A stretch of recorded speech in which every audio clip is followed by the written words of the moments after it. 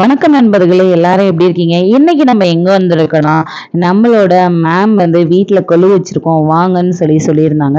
So அதுக்காக தான் நாங்க கொலுவை பார்க்கறதுக்காக போயிருந்தோம். அந்த கொலுலாம் எப்படி வச்சிருக்காங்கன்றத பார்த்து நாங்க ரொம்ப ஆச்சரியப்பட்டு போனோம். ஏன்னா வீட்ல கொலு அமைக்கணும்னா நம்ம 5 இல்லைன்னா 7 படிகள் வச்சு 9 படிகள் வச்சு நம்ம செய்வோம். ஒவ்வொரு படியிலுமே ஒவ்வொரு விதமான பொம்மைகளை நம்ம அடுக்கி வைக்கணும்னு சொல்லி தெரியும். மேல் படியில தொடங்கி கீழ்ப்படி வரைக்கும் பொம்மைகளை அந்த ஒரு கலை நயத்துடன் அவ்வளோ அழகா அடுக்கி வச்சிருந்தாங்க. அதை பார்க்கும்போது ஏதோ ஒரு கதை எங்ககிட்ட சொல்லுதோ அப்படின்னு எங்களுக்கு தோணுச்சு. ஒவ்வொரு அடிகளும் குறிப்பிட்ட வகை பொம்மைகள் வச்சிருந்தாங்க. அவ்வளோ அற்புதமா இருந்தது. அவங்களுக்கு எப்படி இந்த அளவுக்கு பொம்மைகள்லாம் கிடைச்சதுன்னு கேட்கும்போது என்ன அவங்க இன்னைக்கு வந்து பார்த்தீங்கன்னா ஒரு பெரிய நிலைமையில இருக்கிறாங்கன்னா அவங்களுக்கு அவங்களோட மாமியார் கொடுத்துருக்காங்க, அவங்க மாமியார் சேர்த்து வச்சிருந்ததுன்னு.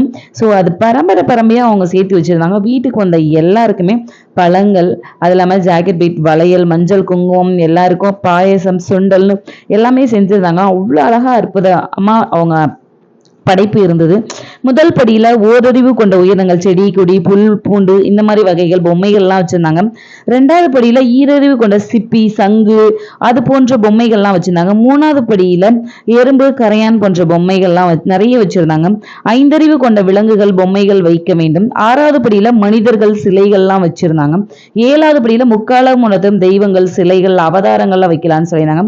8ஆம் படி ரிஷிகள் மகான்கள் போன்றவரோட சிலையை வைக்கலாம். 9வது படியில பிரம்மா விஷ்ணு சிவன் போன்ற முப்பெரும் தெய்வங்கள் பொம்மைகளாக குறிப்பா அம்பிகையின் வடிவங்களை வச்சிடலாம். நாங்க உள்ள போனது அம்பிகையின் வடிவம் அவ்வளோ அற்புதமா இருந்தது. அதை பார்க்கும்போது எங்களுக்கு பாருங்க எவ்வளோ கலாட்சமா இருக்கு, தெய்வ கலாட்சமும் எங்களுக்கு பார்க்கும்போது அங்கேயே இருக்கணும்னு சொல்லுது. கூடுதலாக வந்து புது பொம்மைகளை வாங்கி வைப்பது இல்லைன்னா ஏற்கனவே இருக்கிற பொம்மைகள்லாம் சேர்ப்பதும் இன்னும் நிறைய நமக்கு சிறப்பை தரும். அந்த கொலு வைப்பதற்கு அந்த அட்டைப்பெட்டிகளை கூட நம்ம அடிக்கடிக்கு வச்சு செய்யலான்னு சொல்லியிருந்தாங்க. அது எங்களுக்கு பார்க்கும்போது அவ்வளோ அருமையா அந்த ஒரு கலை நயத்துடன் அது இருந்தது.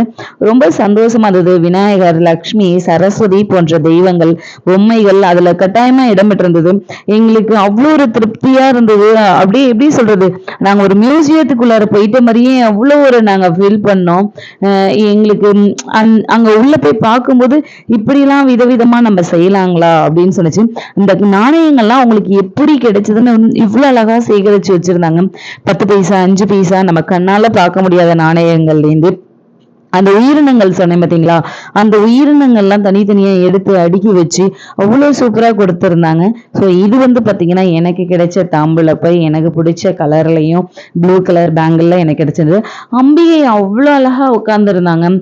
அம்பிகையை சுற்றி வந்து பார்த்தீங்கன்னா பூக்கள் எல்லாம் தூவி உள்ள நாங்கள் என்ட்ரன்ஸ் ஆகும்போதே வந்து அவ்வளோ ஒரு அமைதியாக இருந்தது. நீங்களும் இது போல கொலுக்கு செஞ்சிருந்தீங்கன்னா கண்டிப்பாக கமெண்ட் பண்ணுங்க.